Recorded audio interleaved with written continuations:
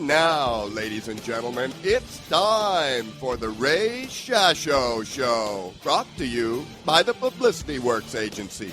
Each week, Ray spotlights in-depth interviews with legendary and up-and-coming authors and music artists.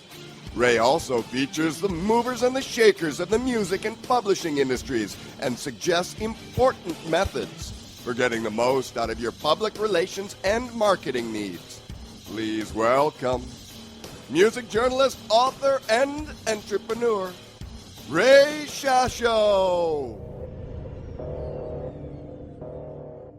Hello, everyone. I'm Ray Shasho, broadcasting from BBS Radio, and welcome to the show where we spotlight legendary and up-and-coming music artists and authors.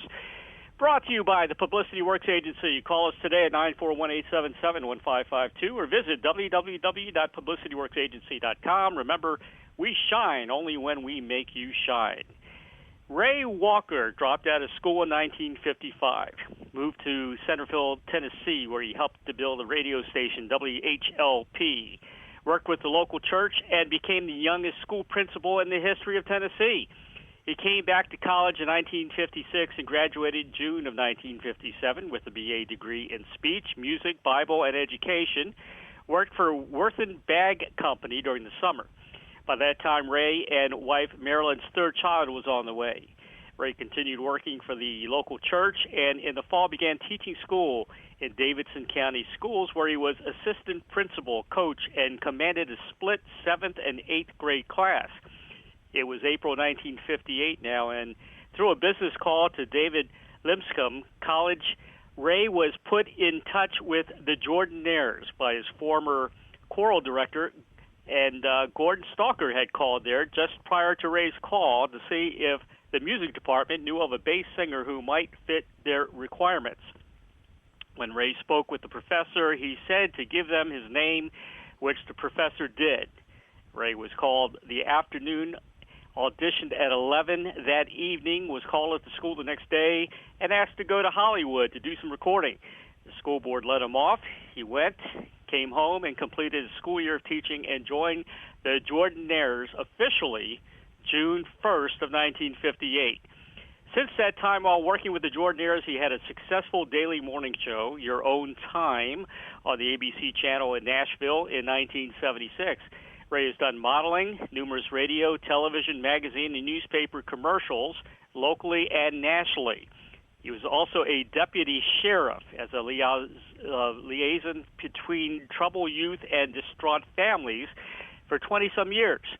And as were all the Jordanaires, an honorary member of the Tennessee governor's staff in Tennessee for many years.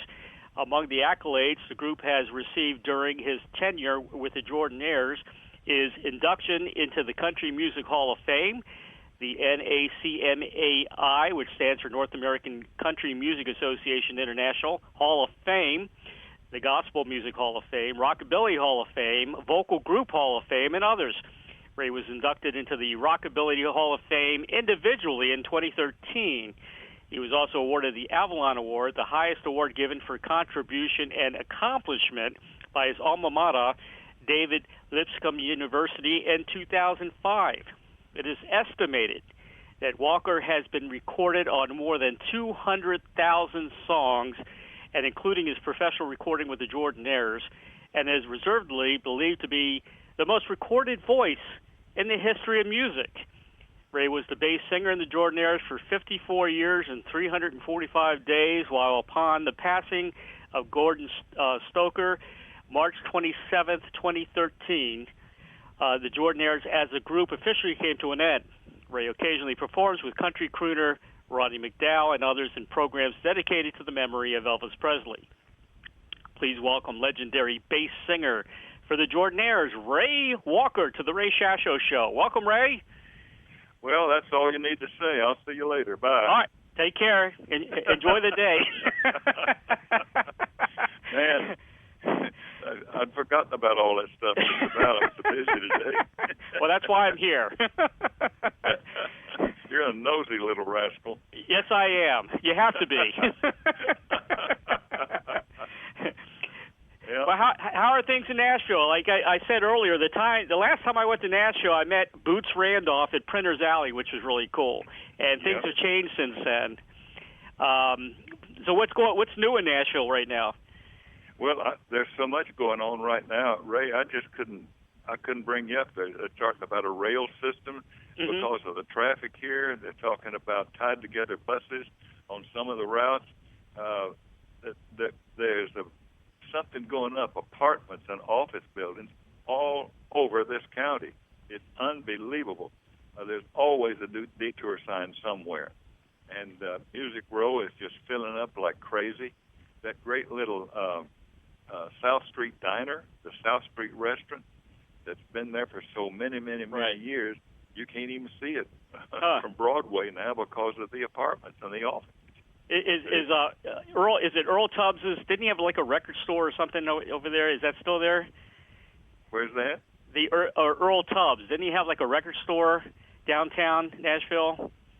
Oh, Ernest Tubbs. Tubbs. I'm not. I think it's still there. Someone said they had performed there, but he's got a theater now out close to Opryland. Oh, okay. Yeah, Nashville's one of those towns that everybody's flocking to recently, and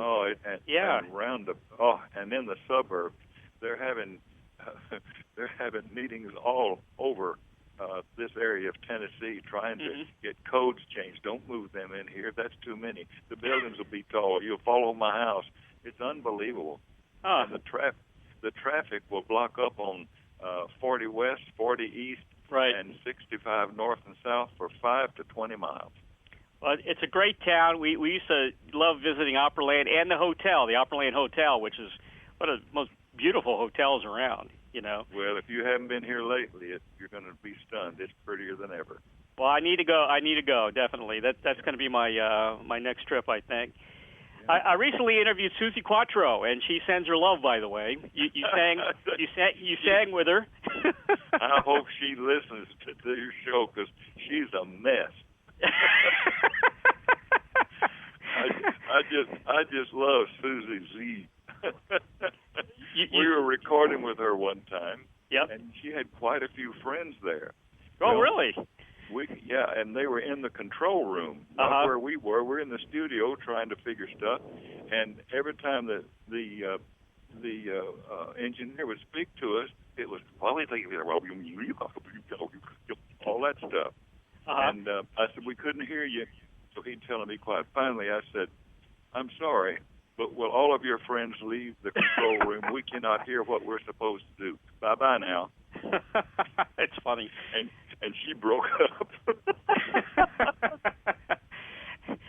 Yeah, she's a huge Elvis fan. If it wasn't for Elvis, she wouldn't have, even had a career. Well, she's doing a new survey now of everybody that she's worked with and some that she just knows and hasn't. And I've never. Oh, she wrote me yesterday and the day before. She's writing a book. Yep. Get this. She's writing a book on what do you want on your tombstone? Oh, no, I didn't know that.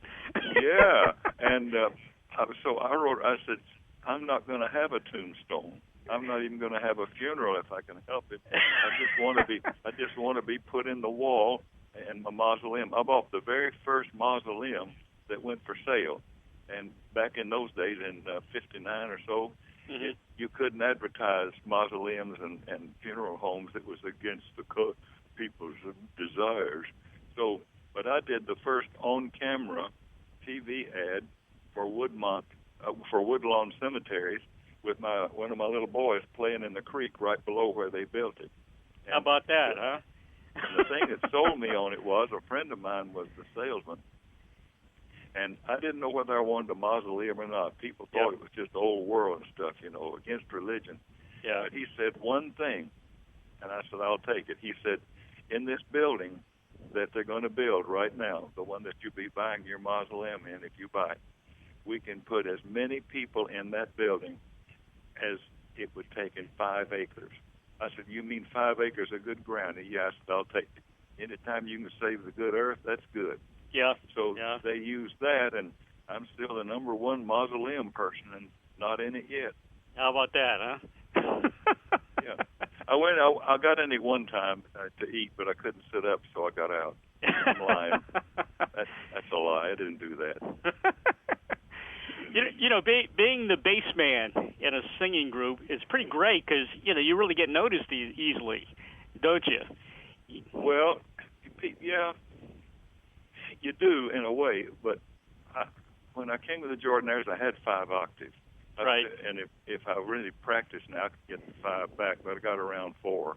And but people do pick out the bass singer, but a lot of times on the records, I'll be singing 2 or 3 parts. Like if there was a girl trio, you couldn't tell us from girls if it was Gordon Neal and I singing a girl's trio. Really? And maybe Hoyt would sing the bass part. Right. And I did a duet with Miss Millie on what's the record that goes boom, boom, boom, boom, boom, boom. Now when you're dancing, did you listen to that song there? And then he went. Oh, wow. I did that, and my voice broke once, and I said, "Drop my purse, Elvis." And he fell out on the floor. That's funny. Yeah. Yeah, I didn't realize that. I didn't realize you could do both parts like that. Well, yeah, and then on, let's see, where do we go? Ooh, that a little. That's the 3 of us doing the girls' trio. There were no girls in that session. Huh? How about that? Yeah. Didn't know that. No, the very first session, he did a song or 2, and then Elvis was wonderful. I'm getting on to Elvis real quick, if you don't mind, because it came to my mind, and I'm 83 years old, and I got to say what I think, and you can cut it out later. That's all right. On my first session, I think the 3rd song was "Fool Such as I." Okay. Elvis was a kind, wonderful person, and RCA would try to get him to record maybe a song that was in the charts. But if it was in the charts and climbing, he wouldn't do it out of respect for the artist that had it. Wow. Well, Hank Snow had "Fool Such as I." He would sing, "Now and then there's a fool such as I." Well, it was doing good for him. So Elvis didn't record it until it started dropping. And so it was on my very first session, June the 10th, 1958, with Elvis. And we were about 5 or 6 feet in front of him, just inside the studio there, out of the control room. And we started this song, so he motioned for me to come over there to his mic. And he said, "I want you to sing on my mic so they can't cut you out." Well, okay, so we did it. And every time I would start singing, "Now and then I did it lower, "Now and then there's a fool such as I." He would pull the back of my hair, stick his little his pinky in my mouth when I said "fool," and say "I." He'd put his thumb in my mouth, pull my ears. I thought, man. So we got acquainted very, very quickly. Was he pretty much? Was he kind of a joker in the studio? Oh, are you kidding? Yeah. He did, as long as they were safe. He didn't mind a joke played on him. That was just the book that he could read, so he could play it on somebody else. But yes, he was a jokester. He was something else. But he was sincere about respecting everybody. One time we were talking, and I said, "Well, Elvis, you're really good to people, and even the bad ones. But every single person is 100% of what he has to deal with. And we owe him that respect." Sure. And one time at RCA, 3 of the suits had come down from New York and to give him a big award or something. And he was speaking to a cleanup man right there at the door that goes into the control room. And they, while he was talking to him, these guys walked over. And the fellow he was talking to stopped talking and looked around. Elvis didn't even look around. He said, "Go ahead, sir." So they went ahead and finished talking, and Elvis shook the fellow's hand and said, "Thank you very much for speaking with me." And then he went over to them and he said, "Gentlemen, when you see me talking to someone, don't interrupt me. In fact, don't even walk over to me. I'll get to you when it's your turn." Like Ray says, every person is 100% of what he has to deal with, and we owe him that respect. And that's the kind of guy he is. Yeah. Yeah, I've talked to a lot of people that knew Elvis. Tony Joe White, who did, a good guy. He tried to show Elvis some other guitar, chords and things like that. Because Elvis, he said Elvis only knew a few chords, and Elvis didn't want to learn. he didn't care to learn, he said. Yeah, he fooled around on the piano some, and right.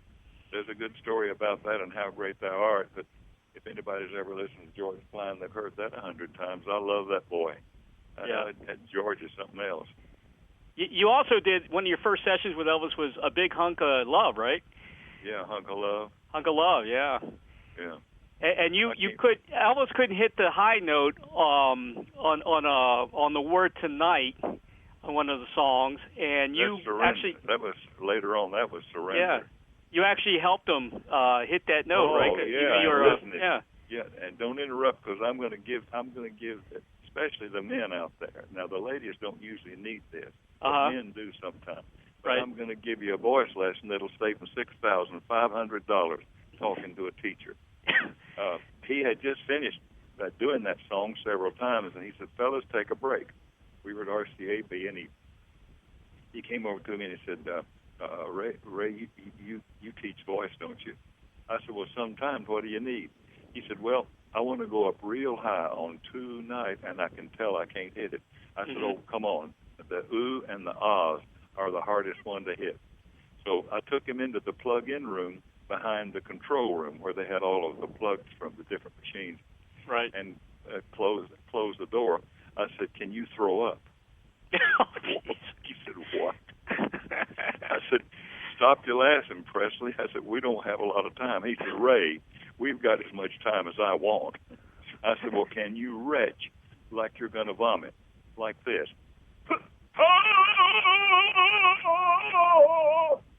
Well, when I did that, he fell out. He'd never heard me go up into that operatic range. It wasn't very pretty, but it was there. You heard that, didn't you? Yeah. I figured you did. It wasn't a crow. All right. So anyway, I said, all right, I want you to do this. And when we get to the ooh, I want you to put an H-Y or a Q in front of it. And so I had him to bend over. We both did it straight from the hips, put our hands on our knees, and I'd go, hey! He'd say, hey! We did that all the way through. Well, when he got to the U, he says, hoo! I said, no. And I put my index finger up to his lips. I said, keep it right up here, right where you put the Q. So the next time we did it, he says, hey! I said, that's it. He said, let's cut it.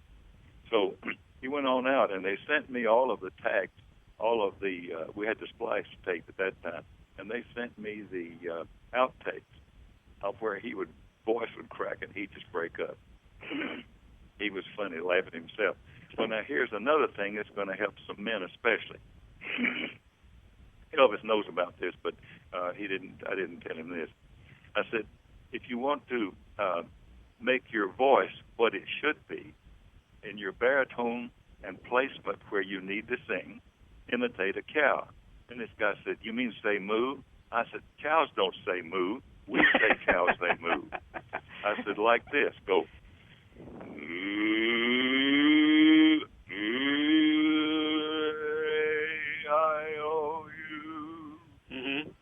Well, see, that puts it right up where right around your tongue and all that.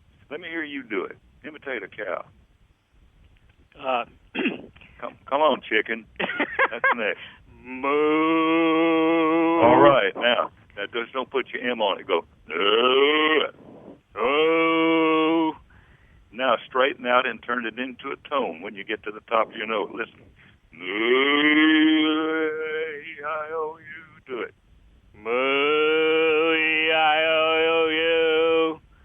Okay, you don't know your vowels, but that's okay. Okay,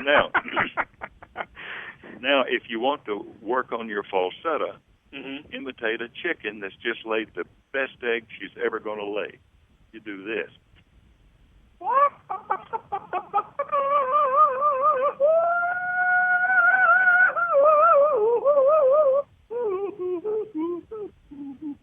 Wow, that's incredible. That really is. See, once you imitate the chicken, you go, now you do that.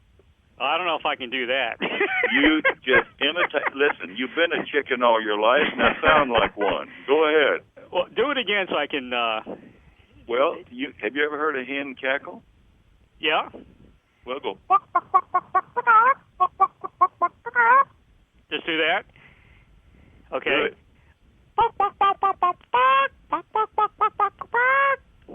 All right, now when you get through, this time go.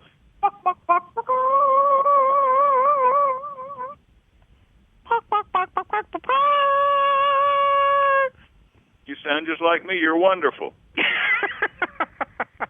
Well, now you see, that will help you with your falsetto. You've got a range, Ray, that you don't even know you've got.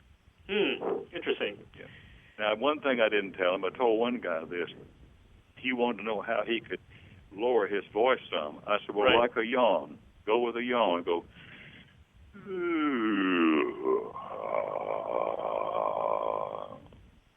And so that if you open up totally, you can go down and get your.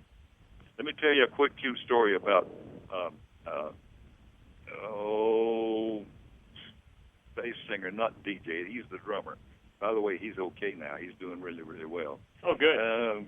J.D. Sumner. Yeah. Sometimes we'll call DJ J.D., and boy, he'll give us a look. Mm-hmm. We were doing the last show in the Ellis Auditorium, down in Memphis, before they tore it down and made a convention center out of it, and it was 2 o'clock sound check time.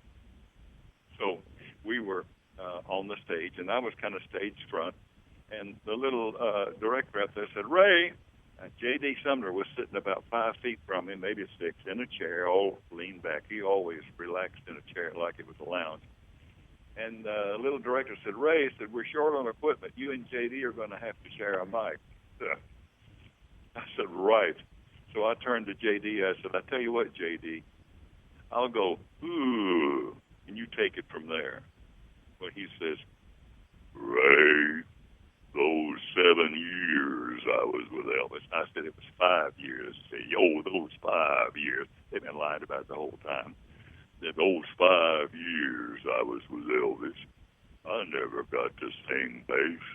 I spent 5 years going,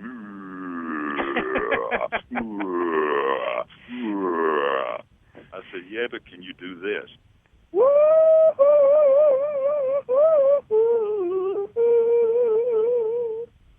He said, I'm not built that way.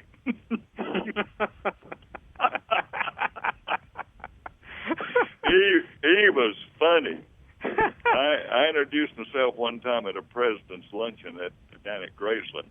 As they came down, Gordon, Neil, Hoyt, and they got to me, and I said, I'm Ray Walker. I'm the bass singer for the Jordanaires, and I'm the tenor singer for J.D. Sumner. Well, he was next after the stand there.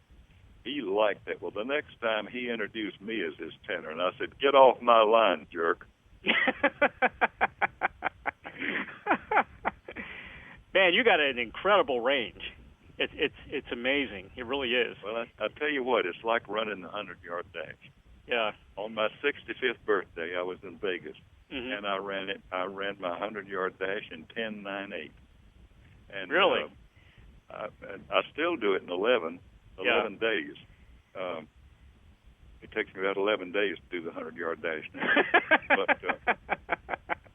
But somebody asked me how I could run so fast. I said, it depends totally on who's chasing me. Yeah, that's true.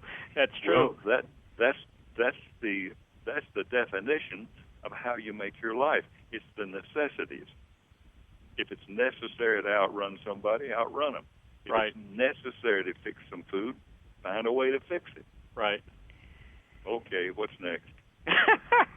I want to remind the audience about the Jordanaires. The Jordanaires are on record. They've sold over 8 billion plus copies. And they might well be right. In 76 and 79, they were given a Super Pickers Award by the National Academy of Recording Arts and Sciences for having sung on more top 10 discs than any other vocal group. Let me see if it's my phone. Hang on a minute. All right. You're starting to break up. Okay. Now, that was clear. How do I do it without cutting you off? Let me think.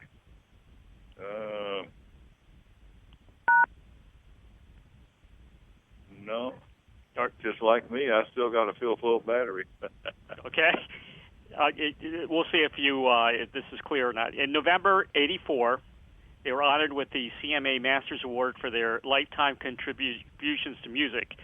And just for the record, that tally includes Jimmy Dean's Big Bad John, Jim Reeves' Four Walls, Loretta Lynn's Coal Miner's Daughter, Patsy Cline's Crazy, Ricky Nelson's Traveling Man, and Conway Twitty's It's Only Make Believe, also Johnny Horton's Battle of New Orleans, and literally hundreds of others. And to me, when I think of the Jordanaires, in a way, you're like the Wrecking Crew did, the session musicians, famous session musicians. You're a lot. You guys were as important to Elvis also as Sinatra's big band was important to him. Is that a fair assessment?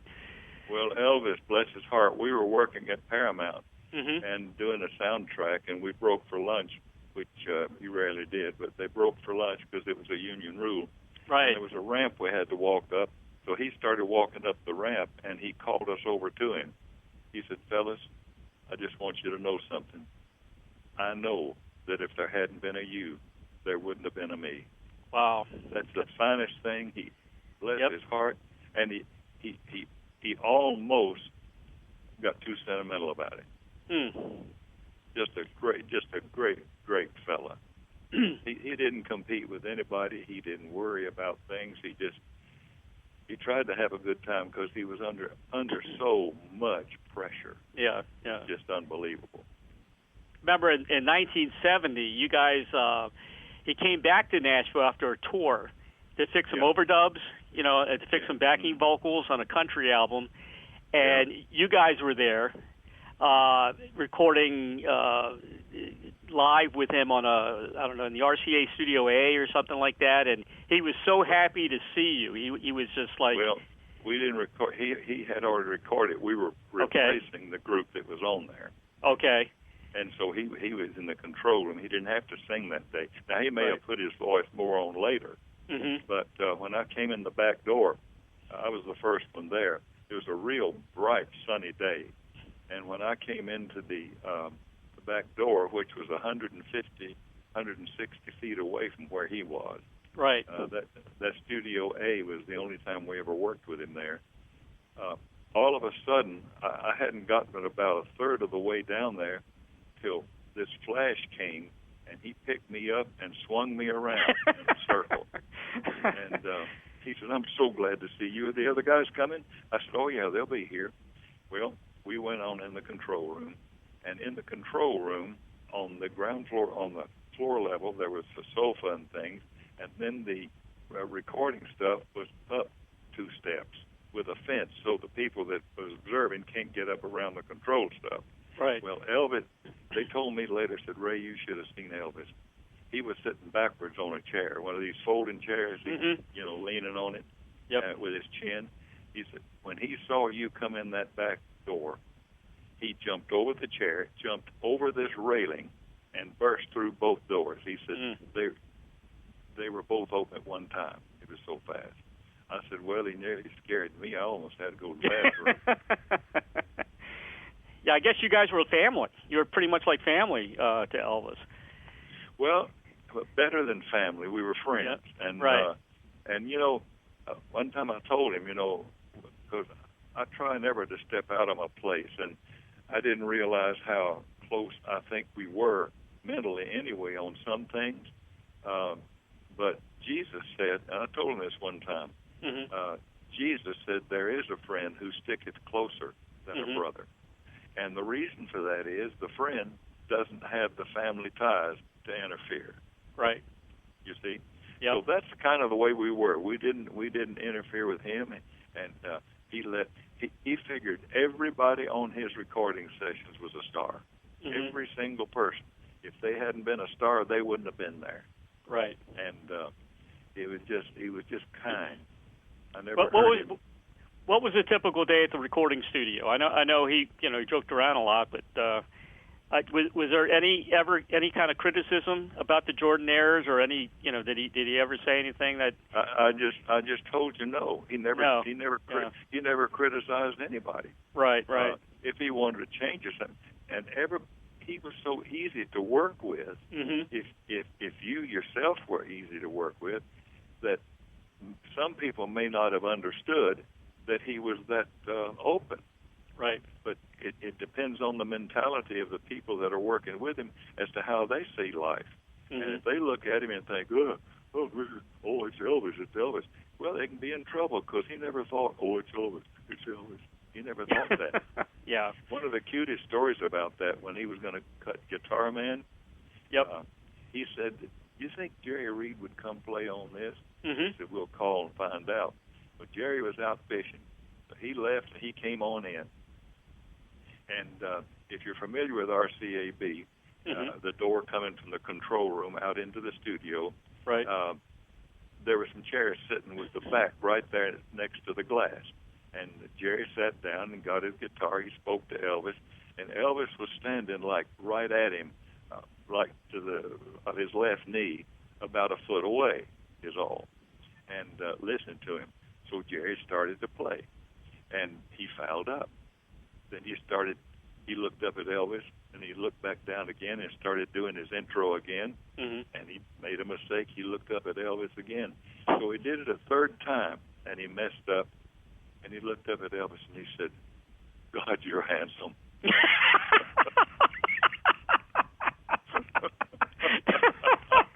Well, Elvis fell out, and he said, I just want the intro.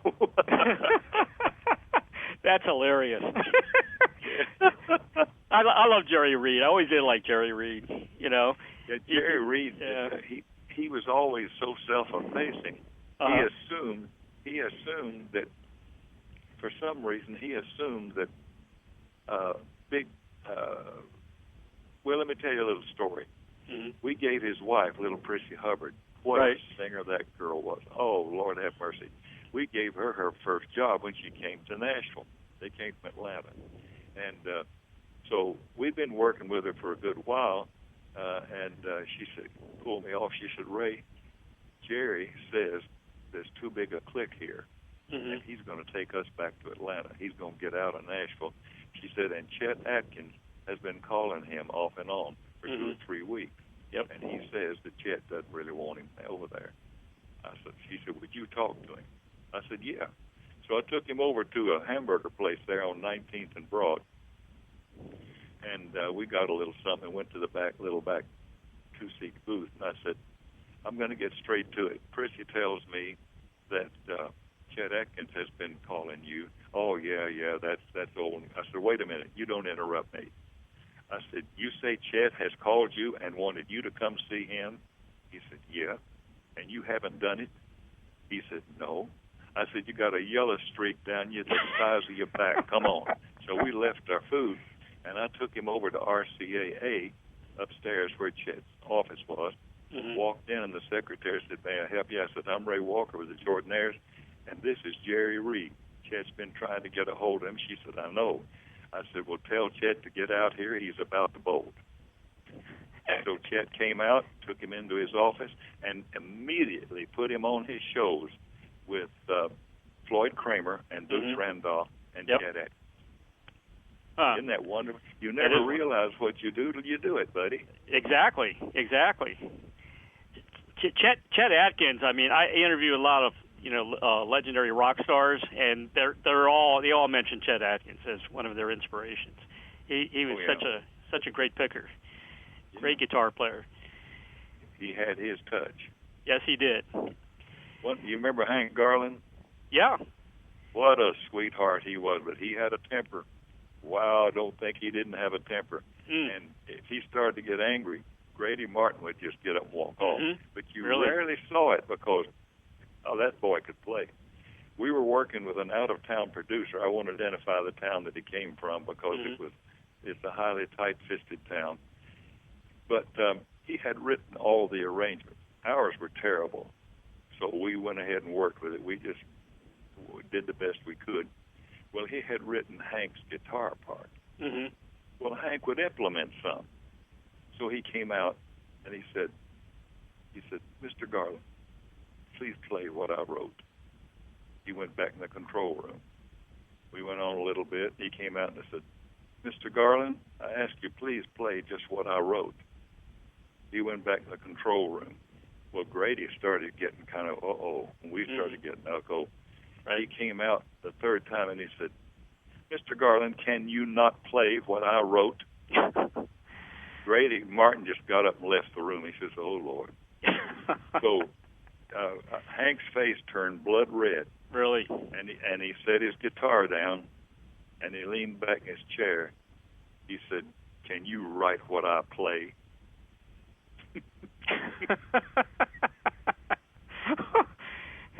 And so he came out to us on that same session. Wow. And he said, "I'm looking for a sound." He said, "I want to hear each one of you Jordanaires individually." Mm-hmm. Gordon says, "We don't do that." He says, well, but I'm the producer. He said, "Well, we're the group. We don't do that. You don't need that. We'll get our sound." Mm-hmm. And he said, "Well, Mr. Stoker, I think you're a little flat." He said, "It's been on more hits than you have. Roll tape." That's true. Roll the tape. I like that. Yeah. Yeah. Oh, Lord have mercy. Just something, a little Patsy Cline. What was it like? What was it like being on the road with Elvis? That's got to be interesting as well. I seen you. You know what's great about YouTube is you get to see so much old footage. You know. And I got to see you performing on the Frank Sinatra show on "Stuck on You," which is one of my favorite videos. Oh, you call that being on the road? See, when I came with him, he stopped the road, so we had no bus trips, no nothing. We just flew to like Hawaii and flew to the destination. Right. And if you call that on the road, now I'm with you. Go ahead. That was it, huh? That was the road. You just flew to the destination. Yeah. So you guys were on the that special in Hawaii then. Aloha from Hawaii? Well, you were speaking. How old are you? You're losing your memory. You're talking about Sinatra. Okay. Okay, we'll go back to Sinatra. Go ahead. Great. Okay, I just want to keep you in line. All right. When Elvis came back from the Army, right, the Colonel had been releasing his records along to keep him before the public. Mm-hmm. Because somebody told him, "Well, you go to the Army and nobody will know you when you get back." Right. So they arranged to go on the Sinatra show. And if you remember seeing that footage, mm-hmm. I was standing in front of the group. Well, It was Gordon and Neil and then Hoyt and then me arranged that way. Gordon mm-hmm. was in the front. Well, Elvis came over and said, "I'd like for Ray to stand up front." So he brought us around. For some reason, I think it was because of the songs he was going to do. Right. But I remember that show really, really well. What did you want to ask about it? It was just one of my favorite videos. It was called the Welcome Home Elvis Presley edition for Frank Sinatra show. But it was a great performance. It was do you remember some of the others that were on the show? On that particular show? I don't. Sammy Davis Jr. was there. Was he on that show also? Huh. Well, I think he was, but at least he was there. Right. And, he was dating my Brit at that time, who was mm-hmm. as pale as a sheet of paper. And at that time, in that year, he had to be, after sundown, had to be off of the beach. That was mm-hmm. the way it was down there, and it changed after a while, and it's wonderful. Right. And but he was staying in a yacht right out in the ocean there. Well, he came in, and he introduced me. He said, Ray, I want you to meet my girlfriend. Mm-hmm. And I said, okay. And of course, she was a little taller than he was. He was a short fella. He said, "This is my Brit." I said, "My pleasure." So we talked a minute. And I said, he was a jokester. I said, "Sammy, have you all ever had a photo taken together?" He said, "Well, sure. Why? Why do you ask?" I said, "Well, I don't understand. If they get it dark enough to see her, you'll disappear. If they get it light enough to see you, she'll disappear. How did you work that?" And he said, he called me a collective set of names. But he laughed. We had the best time with him. He was so funny. We're all one of a kind, but some of us just stick out more than others, I guess. But he was one of a kind. He had a hell of a voice for a little guy, didn't he? Oh, listen. And so, it just great, just fine. And he dated Kim Novak. I remember there was a lot of controversy regarding that relationship. Oh yeah. What were some of your favorite shows that you participated in? Like like a special Sinatra with Elvis. Do you have a favorite in mind? No, I don't. And this is the truth. There are some that were easier to do and maybe more fun, but I don't have a favorite. My dad was an evangelist, and he was so far ahead of his time. He had youth groups before anybody ever even thought of them. Right. One time he said, "Son," because he put me on my feet. I made my first talk in church and led my first song the week that I was 6 years old. Right. And but one time he said, "Son, just save yourself a lot of trouble. Don't pick favorites. When you pick a favorite, you leave everybody else out, and you got to deal with them. Right. So find something valuable in everything that you need to, and get away from the stuff that you don't." So that's what we tried to do. So, but there were some that were a little more impressive than others. We were doing the Steve and Edie show, and Ray Charles was there.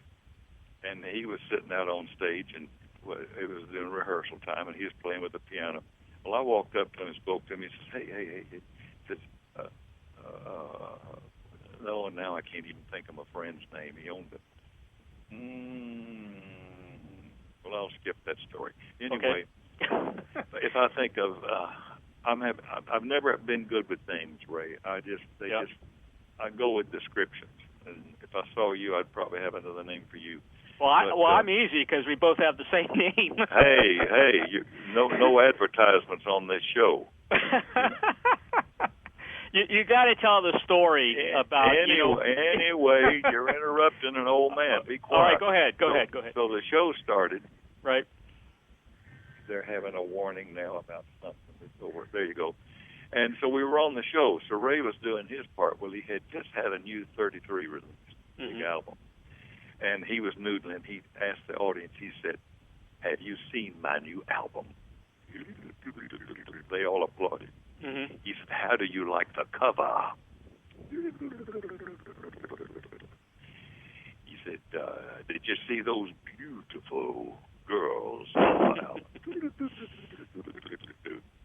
And he held his hand up and he said, "Picked them myself." You get it? Yeah, oh yeah. He's blind. I'm wondering how he picked them. He held his hand up. Ladies and gentlemen, you have just now found the dumbest part of Reishi. Well, I know how he picked them, but they have to go by feel. You Yeah. got it? Yeah, but Okay. maybe he was just feeling their face, Yeah, right. Okay, you can cut this part out. Go ahead. You've got to, there's no censorship on this station. Just so you know, you can say anything you want. Well, that really happened. It's part of life, and it Yep. was funny. He was a wonderful man, just a wonderful man. Easy to get along with. He liked my voice too. I was glad he told me because that meant a lot to me. Yeah. Next question. Well, you guys were actually at the. Were you at the Aloha from Hawaii concert? Sure, you haven't. You seen were there. it. Yep. You do. You haven't seen it. Well, you guys are always kind of hidden in some of the shows, Well, I know. We showed up 2 or 3. There's a couple of photos out there. If you will, Google those type of Elvis Presley photos of Hawaii, you'll see us. But one of the good things that happened on that show was he was doing Hound Dog. Well, he was over on stage right and had leaned over and was, kissed a girl on the cheek or something during the instrumental, and she had put a lei of flowers over his neck. Right. He jumped up, still during the instrumental. He jumped up, ran about halfway across the stage, leaped and slid 20 feet on his knees and put that lei of flowers over another girl's neck. Well, it shocked us so bad we didn't come in on our part. We were supposed to he looked up and he said, "You're fired."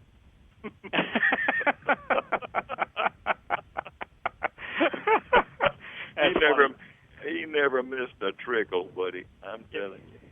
You know, the American Trilogy has got to be one of my favorites, and you guys shine on that song. That's such a moving song that Elvis has done, and it just gets better with age.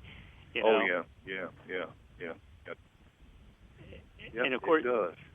You know, the Hawaii show was so huge. I remember. Well, I didn't get that. I had to ignore a call. Go ahead. Oh, okay. It was a live broadcast. It was like one of the first live broadcasts, like from Hawaii. It was done. I don't remember how it was done, but it was one of the first live shows that they ever did like that. What I remember. Yeah, I think so. I didn't keep up much with that, but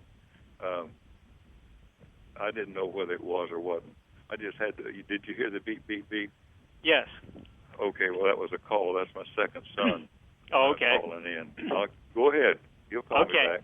I also want to talk. You got a CD out entitled "Live in Concert," and I want to tell everybody about that at the New Opera House. It's got 14 of your favorite all-time songs. Wait a minute. You mean who released that? Well, it's on your website. Oh yeah. Okay. Well, as long as because I haven't been, you look at the website more than most people do. Yeah, it's called Ray Walker Live at the New Opera House. Yeah. And I want to promote that because it sounds great. Well, 14, thank you, but ooh, wow, I don't know. I've got a bunch of them here. I don't have a bunch of them here, but I can make them if somebody can ship them. Oh, okay. Well, I'm leading everybody to your website, www.raywalker.net, to check it out, and if they want to purchase that album. Right. And Jordanaires.net. Right. .com goes there, too. Okay. RayWalker.com goes to Dallas Christian Sound, where my a cappella religious albums are. Right. And they're in 70 nations. Really? Yeah. Huh. I've got... we had 12,800 people singing a cappella at a church service in Houston and 10,400 in West Memphis, Arkansas. Huh. But a friend of mine started recording these. He wanted to do it.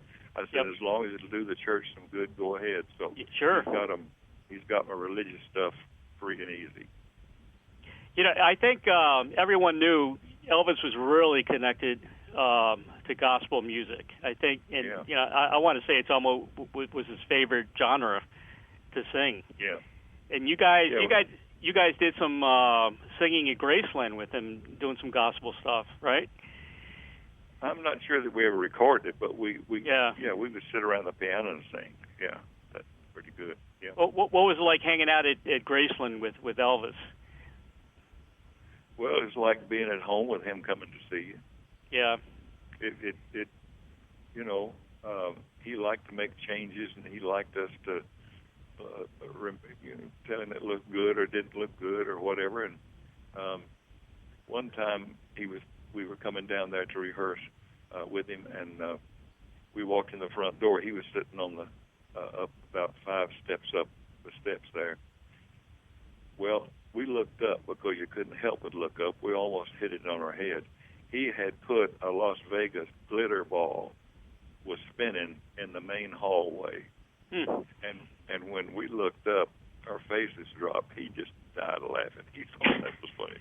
You don't like my light? And on that same trip, I don't know what years, what I get mixed up as to what kind of big white dog he had at one time. I say Malamute, but that may not be right. Mm-hmm. But he had a big white dog for a while. Right. Did you know that? I didn't know that. No. Well, I can't ever get this total story straight, so part of this may not be true. But I know what happened about the dog. I don't know what kind it was. Right. But he was fluffy, white, and a big dog that he had at that time. Well, he had just finished doing what became the Jungle Room. He had hand-carved furniture there, and I had seen some of that furniture before because of the merchandising mark in New York. Some friends of ours brought some of that to their place. but it's really nice. Everything else he had put together. Well, he had. I was down there at the kitchen, so I stepped out of the kitchen, was leaning up against a little post there. They've changed it since then. Mm-hmm. But he was over at my far left on the outside wall in one of these big chairs, and the guys were sitting around. Well, they were talking about what we're going to do and all that. Well, something caught my attention, and I looked around to my left. Mm-hmm. And, see, I'm facing the outside wall, but I'm just right there at the edge of the kitchen. Well, I noticed he smirked. So then I looked up at the servants' steps coming down that came into the kitchen. Well, when I turned back around, that stupid dog jumped straight up on me, put his paws on both sides of my neck, and licked me up the face. Elvis he rolled out of his chair. Well, what Elvis, that nut, had done, he had white, fluffy pillows made to look exactly like that dog. Not in his shape, but that stupid dog was lying right down at my feet on the left of the two steps, asleep in those pillows with his head under his leg. And when he jumped up and licked me up the face, I just almost wet my pants. You know, it sounds like you made Elvis laugh a lot. Oh yeah, well he made us laugh too. Yeah. He loved jokes as long as it didn't hurt anybody. As long as it didn't hurt anybody. And, did Susie tell you about she was invited to go to Graceland and she didn't go? She tell you that story? No. Yep. I'm not Elvis. even sure I want to hear it. Go ahead. Well, you know, that's her hero. So I think she was probably a little nervous about the invitation, and she said she wasn't ready to meet him yet. She didn't feel professionally like she had done anything yet to meet him. So it was probably nerves. Oh, well, listen, I wish she could. You see, that's what I'm talking about when people are impressed about a person that's not impressed with himself. Exactly. The reason Elvis was so straight out about everything, he wasn't impressed with himself. He tried to serve. He tried to do what his fans needed, and he really wasn't kind to himself a lot of times. Yeah, it's a shame, isn't it? Yeah. It's so that's the way it gets. That's the way it gets when you get so much pressure. How did Elvis handle the divorce with Priscilla? Don't know. You don't know that? Yeah.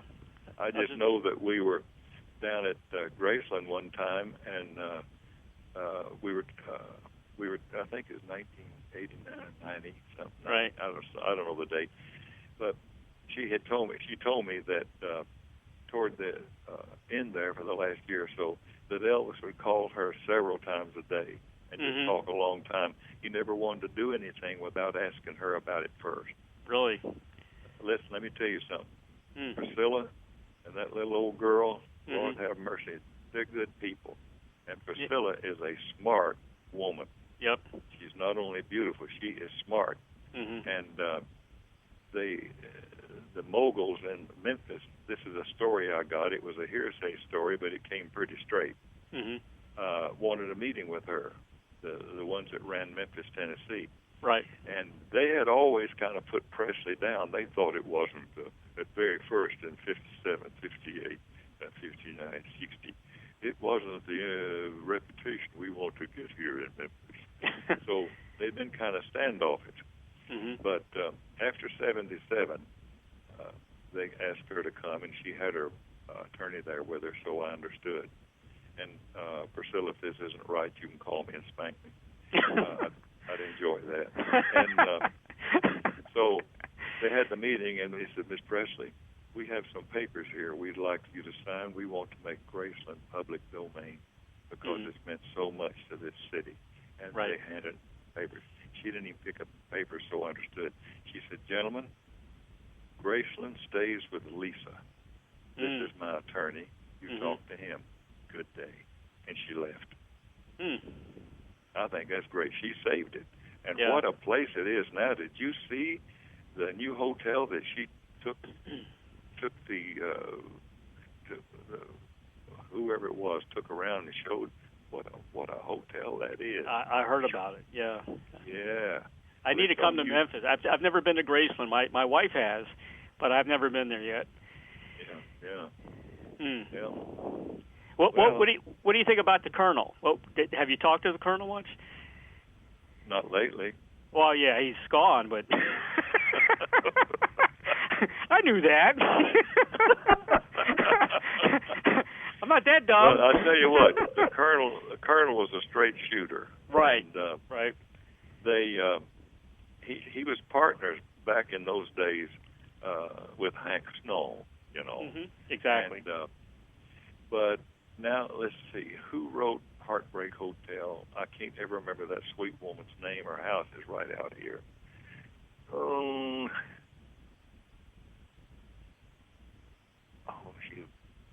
She's gonna shoot me from heaven. Anyway, she told the Colonel, said, Colonel, there's a boy you ought to see. Mm-hmm. Said, you ought to go see this Elvis Presley. Said, you're going to be something. So it's my understanding he went to Jacksonville to see a show.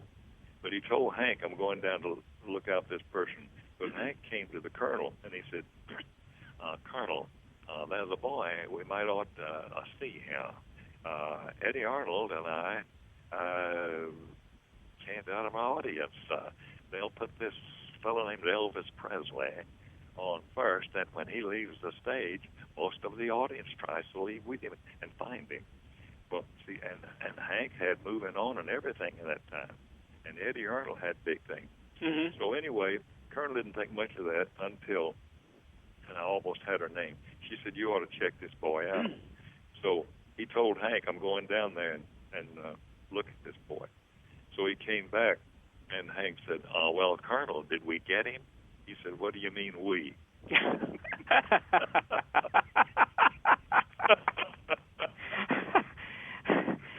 I think Snow. Go ahead. Hank Snow, yeah. Go ahead. No, I think the Colonel was good for Elvis. I mean, he was criticized when he did a lot of those those movies, Yeah. But I kind of miss Elvis doing the rock and roll stuff. I loved his early stuff. The Colonel kept Elvis safe because Elvis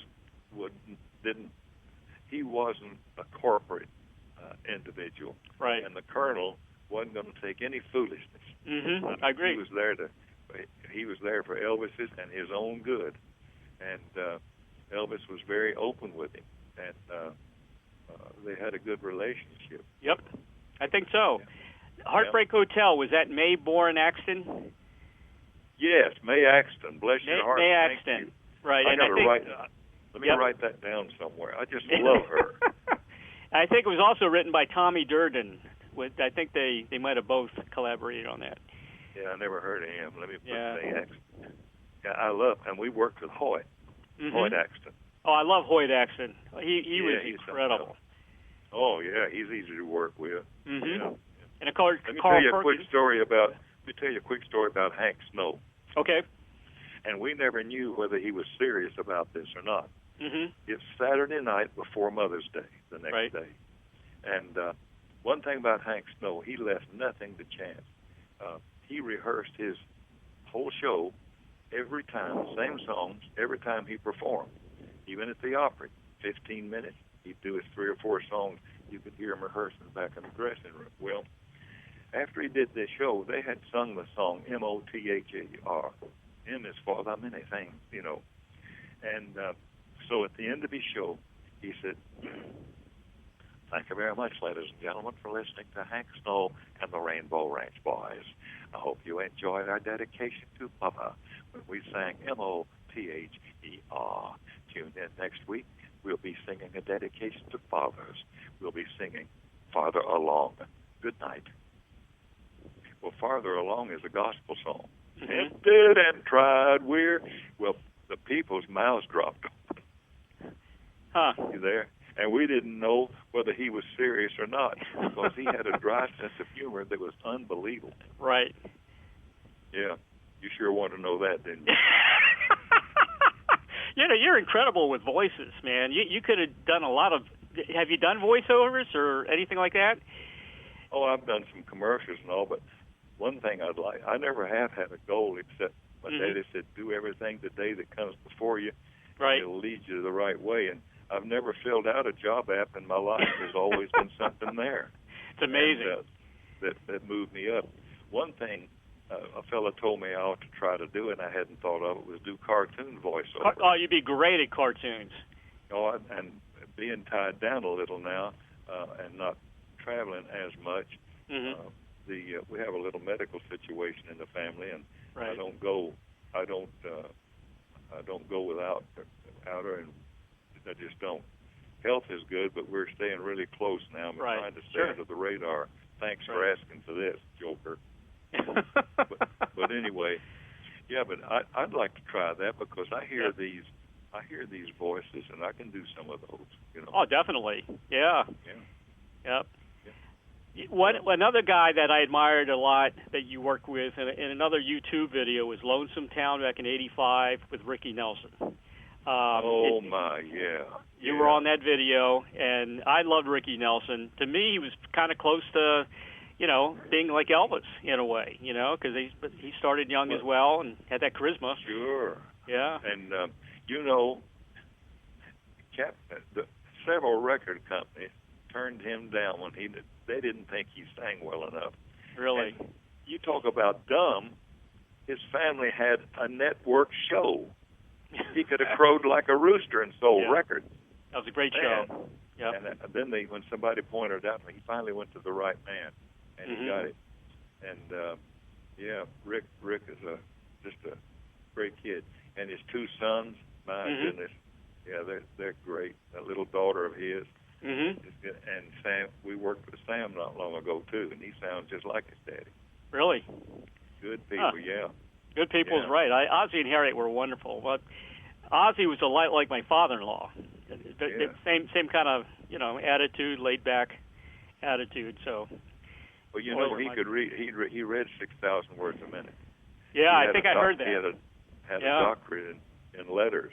He was very intelligent. intelligent. He had one meal a day at 4:00 in the morning. He had steak and eggs and stuff, and he didn't eat the rest of the day. Really? I heard.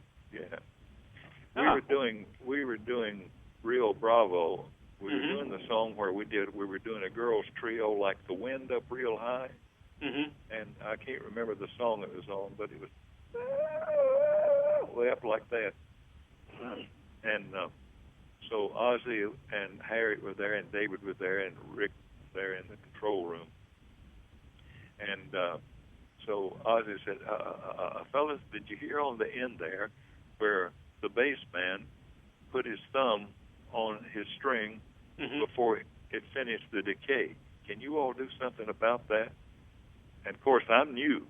So I said, yes, sir, I think we can. Well, the other three looked at me.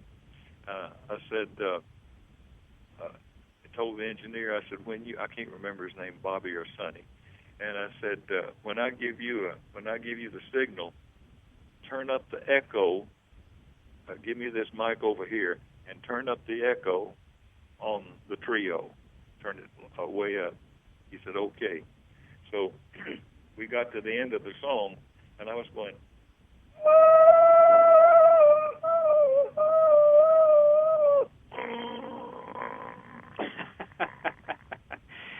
and he says, you can't even tell the difference.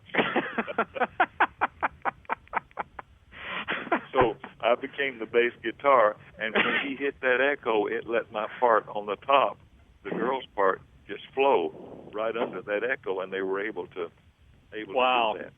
You're also a bass guitar. How about that? Yeah, right. Is there anything you can't do? Yeah, lots. A big list. And more that I won't. Now, how did you ever have time to become a deputy sheriff? That's incredible. Well, I was leading singing at Madison Church of Christ here in Nashville.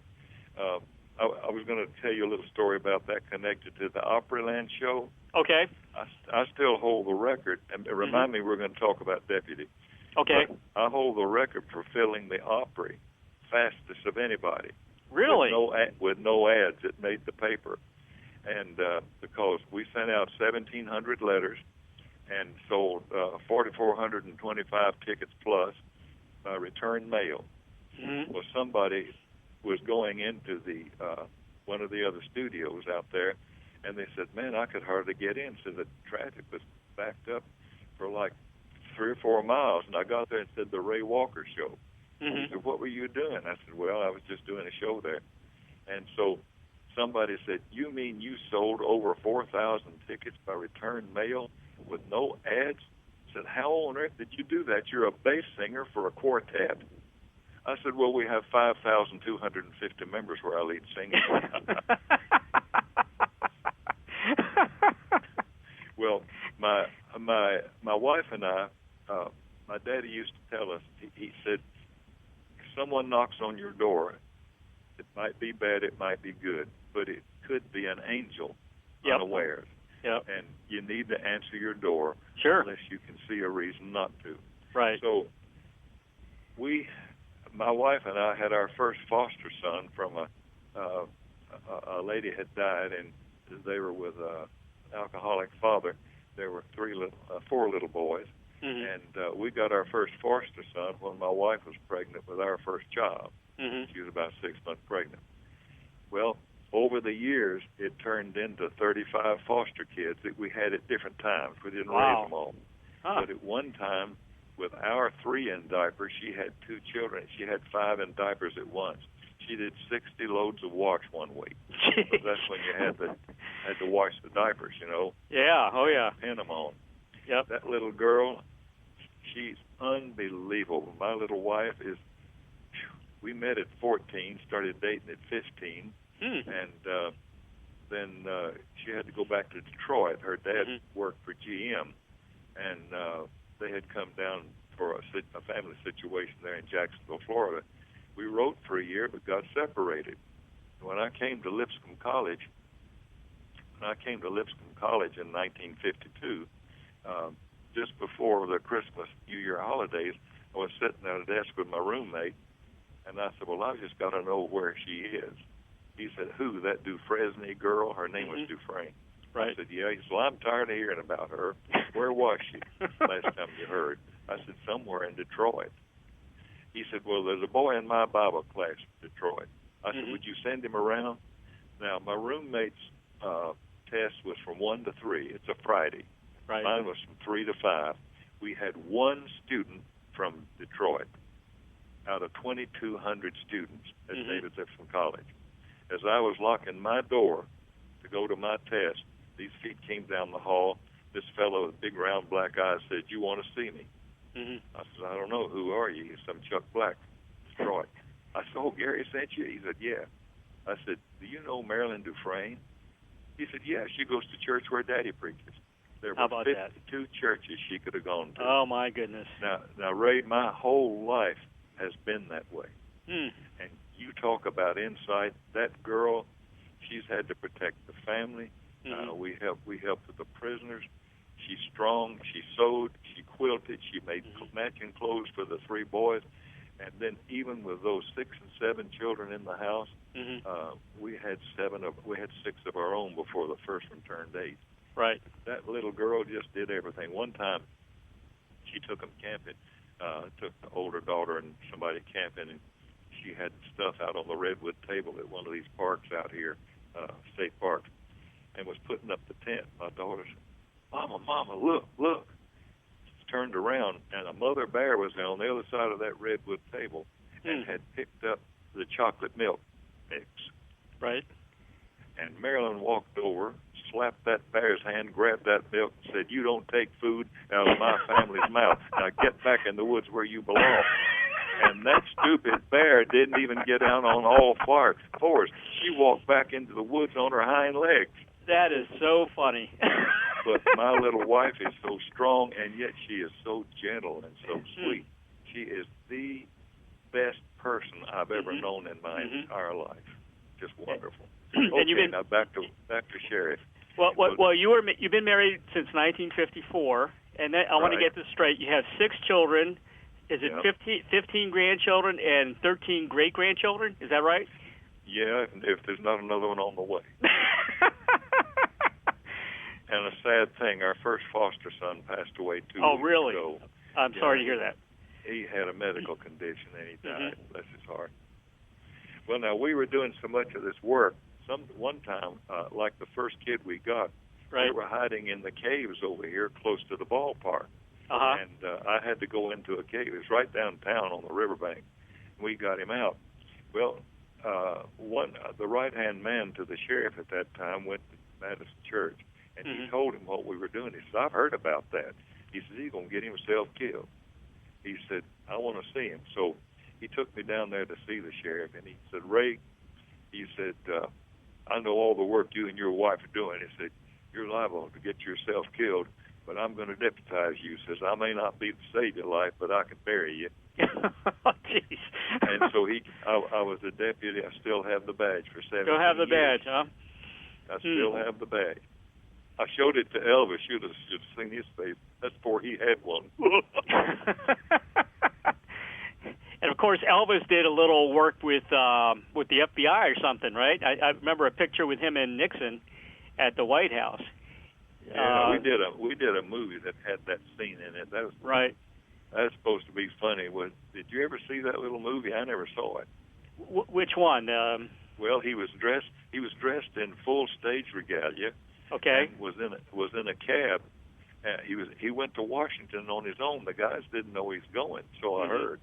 You know, he went to meet Nixon. Right. Well, they said that on the way from the airport, he was in this. He said, stop. I want to get. I think he wanted to pick up some donuts. So he goes into this place, and there were three guys there that looked at him. Go, here he is in his cape and all that stuff, sunglasses and stuff, and they started getting kind of ornery with him. Right. So he one of the things, he's supposed to have backed out of that donut shop, pulled his pistol, and told him to back off, and he got in and went to the White House. So this was in D.C. when that happened? Yeah. Well, that figures. Yeah, and see, I don't know that that's true, but that's the scene they had in the movie. You know what always intrigued me is they always said that Elvis shot the TV out every time he saw Robert Goulet on TV. Did you hear that? I met Robert, and I said, how are you doing? He said, healing. Healing? I don't know why. I wonder why he didn't like Robert Goulet. Something about him. He called him an 8x10 glossy. 8x10 glossy. That's what. Yeah, he's an 8x10 glossy. Yeah. He may have liked it. I'm sure he liked him. He would have gotten along well with him. Yeah. Yeah. Yeah. Yeah. Well, when was the last time you talked to Elvis? You remember? Remember what year it was, or what you said to him, or anything? Oh, about 11:30 last night. He's back, kidding. Right? I knew he wasn't dead. Yeah. But, he's alive. Oh, let's see. It was in 1971. He came back in for a session after that 70 session. Right. Studio A. And Neil couldn't be there, and it made him feel a little bad, so he just didn't do a long session. I think we did a song or two, but I believe we did. But then he just called the session. He missed Neil so much. Yeah. Because Neil was out with his children or grandchildren. Right. Yeah. But anyway. What were you at the funeral? No, Hoyt and I stayed here because we had sessions, and Gordon and Neil went down to represent the quartet. Right. How about the guys the guys they call the Memphis Mafia? Did you talk to them much at all, or I guess they were at the house when you were there? Yeah. Now and then, yeah. And we stayed out of their business, but we talked to them. And George Klein, of course, has this Elvis radio. He's just a great guy. I just love George. He's so neat. Right. You're on his show quite a bit, I think, or were. Yeah, and they'll replay him down there. And Jim down there is a good guy too that helps and works with him. Right. Yeah.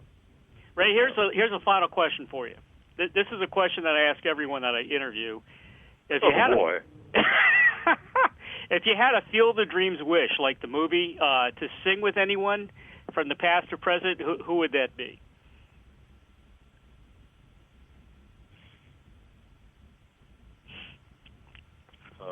I'm still here. I don't have an answer. I don't have anybody. I don't. I don't think of anybody I wish I could have sung with. Well, you sung with just about everybody, but I mean, yeah. I just, I don't know. I'm kind of in a different mode of life right now, and right. I can't think of anybody that I feel like we've missed. How about let's see, Hank Williams? Well, wasn't he? When we sang with the Junior when he was 12. With Junior, yeah. Yeah, and I think Hank was gone before I came with the quartet, wasn't he? Right. Yeah, that Junior's something else. Wow, good kid. And little Brenda Lee, when she first came to town, what a sweet girl. Well, I tell you what, people like Brenda and Dolly Parton and I could just go on and make a Loretta Lynn and those girls. They're really true, wonderful people. And Dolly at the present is really showing where Dolly. her heart is. Oh, she's always had a heart that a lot of people didn't even know about, but they're finding out about it now. She's a very smart businesswoman, just like Priscilla, like you said about Priscilla. She was the idol of the people in Hollywood about her business acumen. Yes. Little Dolly was. She's something else. I was on a conference call with Dolly, Linda Ronstadt, and Emmylou Harris. And imagine those three together. Oh, boy. Well, let me tell you a quick Dolly story that tells you who she is. Okay. Because one time she had been to a big party or something down here in Nashville, and they have a farm outside of Nashville in Brentwood out there. Right. Real nice place. It's a gated thing and everything. Well, they took her back home. Here she is dressed in a beautiful gown and all that. They took her back to the house, and one of the suits said, Dolly, if you'll open your gate, we'll drive you up to the door. She said, no, sir. She said, business stops right here. No business goes on behind that gate. That's Carl's of my life. She got out of the car, picked up her, folded up her dress, opened a little gate, got in a Jeep, and drove herself to the front door. Huh. That is that girl. She is something else. She is something. I've never interviewed Dolly. I've been trying to get an interview with her, but she's pretty busy. She's got a lot of things happening. Yeah. Well, why don't you just get all the newscasts about her? That'll be good enough. That'll be good enough, huh? I'm friends with Joe Bonsall, from the Oak Ridge Boys. Oh, yeah. Yeah. I like Joe. Joe's a good guy. He's from Philly. Yeah. Yeah, and I like those guys. Yeah, they live over there in Tennessee as well. I think they live in Hendersonville or somewhere around there. I think so. Yeah. Ray, thank you so much for being on the show today. You are an incredible man. You've done I don't know about that, and I've tried to keep private things to myself, but I just I have fun with you because you're just close to being an idiot, like I am. Well, that's a good thing. It's a compliment coming from you. I really feel this way. Sometimes I talk to myself. I do something wrong. I say, "You're a moron." And then sometimes I'll say, "You're an imbecile." Then you're an idiot. Well, a moron's 12, an imbecile is 6, and an idiot is 3. It's 3. Okay. That means we're human. That's a good thing. Well, it means you're honest too. You're not old enough to be a crook. There you go. Never a crook. Ray, you've given us so much great music over the years, and we appreciate that. My very best to you and the family, your beautiful family, and I'll keep in touch. Well, we will. I'm sure we will. I've got your name and my phone number, so you call on the right number, and I'll answer. I appreciate that. Thank you, Ray. I think, buddy. See you later. And take care. And give your sidekick there my regards, okay? I sure will. All right, buddy. Bye-bye. Bye-bye now. Bye-bye. Purchase Ray Walker's live in concert at the New Opera House. This CD contains 14 all-time favorite songs by Jordanaire Ray Walker. You can purchase this incredible CD at www.raywalker.net. For more information about Ray Walker and the Jordanaires, visit www.raywalker.net or www.jordanaires.net. Very special thanks to Doug and Don Newsome with BBS Radio for making it all happen every show. And join me bi-weekly, Mondays at 3 p.m. Pacific, 6 p.m. Eastern on the Ray Shasho Show. If you have comments or suggestions or would like to be a guest on the Ray Shasho Show, call 941-877-1552 or email us at raypublicityworksagency.com. Don't forget to purchase a copy of my book, please, entitled Check the G's, The True Story of an Eclectic American Family and Their Wacky Family Business, or the second edition entitled Wacky Shenanigans on F Street. Proud to be politically incorrect in Washington, D.C., available now at Amazon.com. You will live it. Have a great week, everybody. Thank you, everybody, for listening to the Ray Shasho Show, brought to you by the Publicity Works Agency. Call 941-877-1552 or visit us at PublicityWorksAgency.com, specializing in author and music artist publicity plans. We shine when we make you shine. Join Ray Shasho every Monday at 3 p.m. Pacific, 6 p.m. Eastern on PBS Radio, Station 1.